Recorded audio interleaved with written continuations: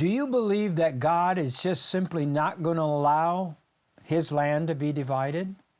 Yes, I believe so. The Bible speaks of a covenant of Daniel 9:27, a final day covenant. I've sensed over the last few years, eventually there will be a peace deal. And there's a possibility that will be a peace deal with the Arabs. What they might have is if you fulfill certain obligations, then you will receive this land. And to a certain extent, that's the Trump peace plan.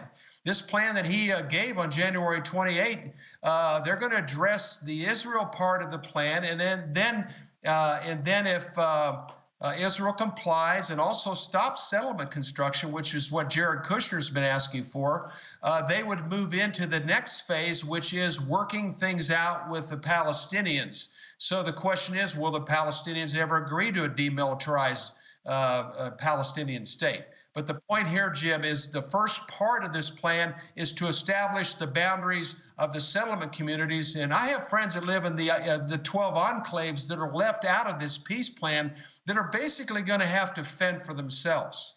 They won't be able to drive directly into Jerusalem. They're going to have to go through Palestinian neighborhoods. They won't be able to go through Hebron. They're going to have to go through Beersheba to get to Jerusalem. So and they're very concerned. Harbor Khan, Itamar, and a few other communities, they're going, Bill, we're going to have to drive through the Palestinian neighborhoods to get to Jerusalem, to get to Tel Aviv, to get to Ariel. So these are the components to the plan, Jim, as well as stopping construction of Jewish homes in the settlement communities that is in opposition to the Word of God. So without a doubt in your mind, as in mine, we're in biblical days. These Absolutely, are biblical Jim. times. Absolutely. We're looking for a final day agreement. This world right now is spinning into a time like we've never known. You have half the world, almost 3 billion people that are at home right now because of this coronavirus. People are looking for hope. We're hearing about a lot about biometric activity right now that Microsoft's involved with, that Bill Gates is involved with, where we'll have our own IDs. And they're even talking about an ID right now that will be able to tell whether you've received the coronavirus vaccine or not.